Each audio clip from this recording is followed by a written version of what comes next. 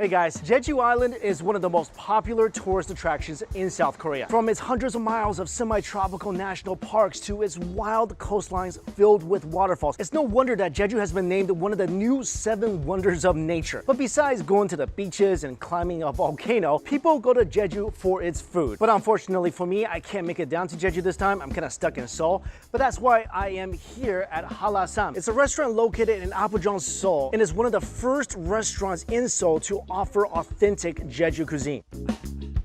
And what's really great is that I'm able to go in the kitchen and meet the head chef. Here. Hi. Hey guys, this is Sensum.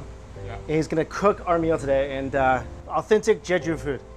I'm excited. And this is the main course, Cutlass Fish. Wow, this guy, look at this. That's some knife proficiency right there. It's so long. And this is going into this rack because we're roasting this baby. Salt goes on. This fish is longer than the salamander's tail is even hanging off. And it's only gonna cook in there for about 13 minutes. And we got seafood stew cooking already. That looks good. See some crabs, some clams, shrimp. We're also gonna have some Jeju abalone. This guy is just slicing it paper thin.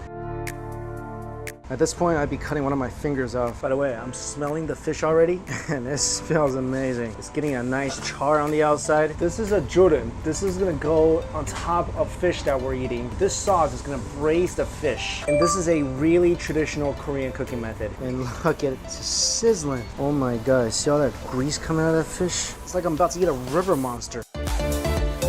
What makes this restaurant really unique is that, like I mentioned, it was one of the first Jeju restaurants in Seoul, and all the ingredients are flown from Jeju, so it's using really indigenous ingredients in their cooking. I'm here for the grilled silver hairtail set menu, and there's 2 options here. You got a 2-person option and a 3 to 4-person option. Now, I'm going for the 3 to 4 people option because that's the option that gives you the biggest fish. And we always want the biggest fish. First course, we're gonna start with Jeju seafood porridge, natural assorted sashimi, boiled pork belly slices, assorted pancakes, soy sauce marinated crab, grilled silver hairtail. That's the main event. Jeju seaweed hot pot rice, assorted seafood soup, and then some dessert. First course is here. This is the abalone porridge. Oh, that smells so good. My mouth is already watering. There's a lot of sesame oil in here. It's so aromatic. Oh, that's nice. The flavor profile is not very strong. There's nothing really overpowering in this porridge.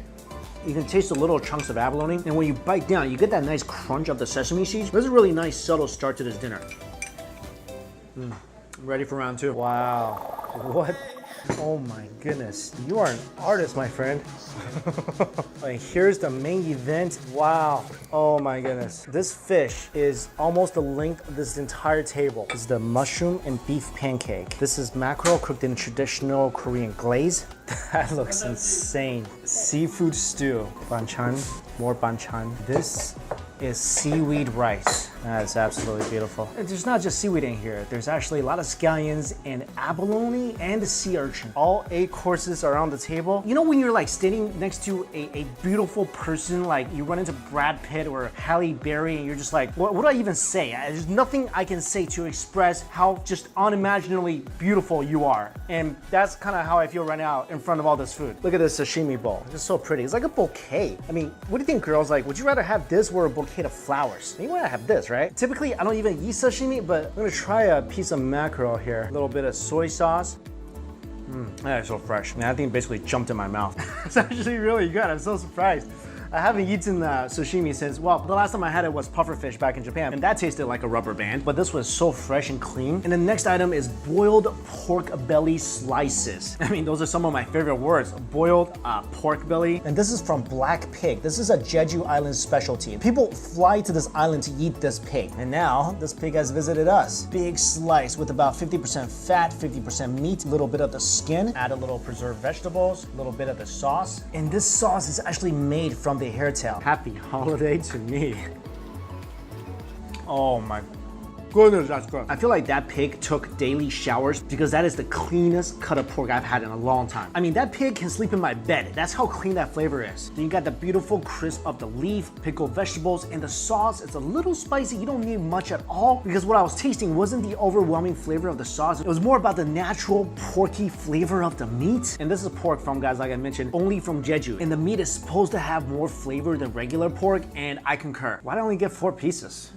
I mean, that's just like an appetizer. Next item, assorted pancakes. This is a mix of meat pancake and mushroom pancake. At first glance, it's just beautiful. Look how colorful it is. I mean, it's got every color I love. Green, red, yellow, beef. Oh my God. Oh, I feel like worshiping that pancake. Huge beef flavor. It's more like a relationship. The more you chew it, the more you get to know it better, the more flavor it releases, and the more you fall in love with it. And there's two types of pancakes. So this is the mushroom pancake. Oh. There's so little dough in there. I mean, there's just enough dough to keep all the mushrooms together, but that's it. So what you're getting is this mouthful of this wonderful mushroomy bite. This is some of the best Korean pancakes I've ever had. I never knew Korean pancakes could actually be like this because most of the Korean pancakes I've had in the States or the ones I had in Korea, I find most of it is sort of one-dimensional to me, not that flavorful. But the beef is phenomenal. There's a pancake made out of the 90% of mushrooms. Then you got the awesome sauce on top. It's a little vinegary, spicy. You get the fantastic flavors of the scallions. All right, the time has come. The previews are over. We're down to our main event.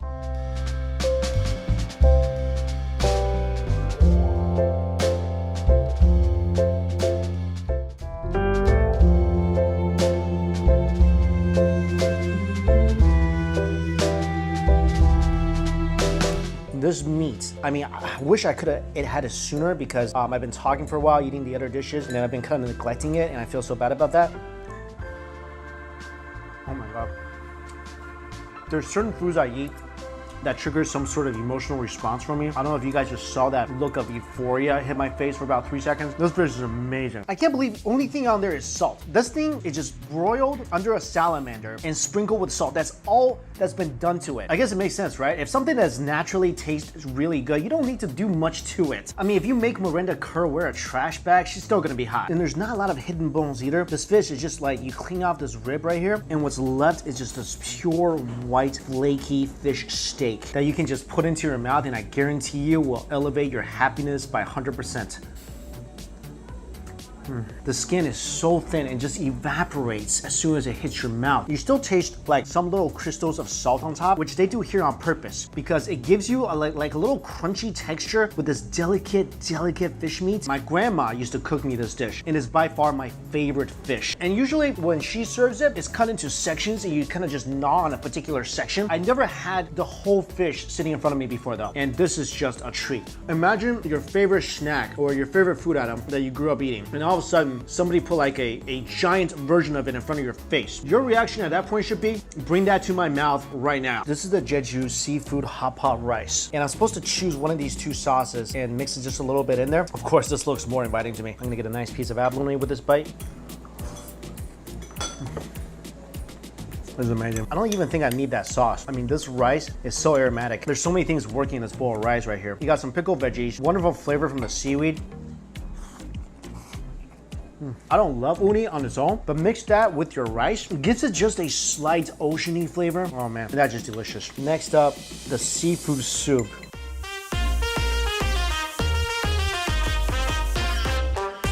After some rice, it's great to drink some soup. Wow, it's like I'm drinking a spicy ocean. There's about a dozen seafood flavors in this awesome soup kind of way. Oh, that seafood soup, that's off the charts. And finally, this is not on the set menu, but the chef is gracious enough to cook this for me. And this looks like a dish that should be called everything that Mike loves in one bowl. Scallions, chili, got mackerel fish, potatoes, onions, mushroom.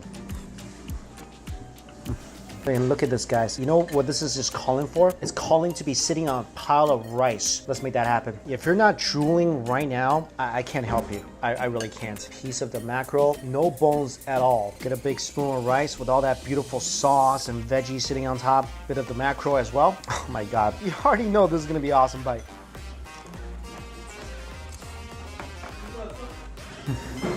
That was a tremendous bite. It's like a flavored dance party. Everybody's invited. A wonderful seafood flavor from the oni and the abalone. And then you've even got some radish in here. I eat this every single day, all day long.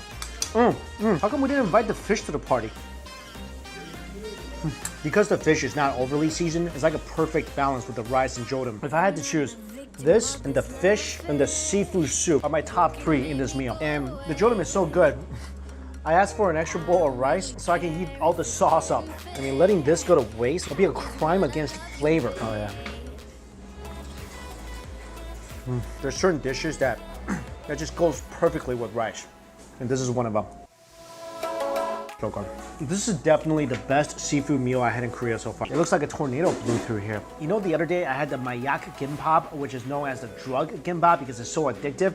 They should call this the mayak fish because you just take one bite and you won't be able to stop eating it, as evident to what happened here. And they tell me just the fish itself, just the fish that was here, cost 150,000 won. That's like a piece of Kobe steak. But I am completely satisfied. Not only was this delicious, there's a nostalgic element to it. It just brought me back to a time when my grandmother used to cook this dish. And I'm so glad they brought out this extra dish of jolting. Man, I can't believe I finished this. Maybe I used to be Garfield. Is that why I hate Mondays? But anyway, if you cannot make it down to Jeju Island, definitely come here. This is not a very touristy restaurant. I only found out about this through my local Korean friends. So if you are in Seoul and you want a taste of Jeju cuisine, give this place a shot. All the information is listed for you guys in my description box. Thank you all so much for watching, and until we eat again, I'll see you later.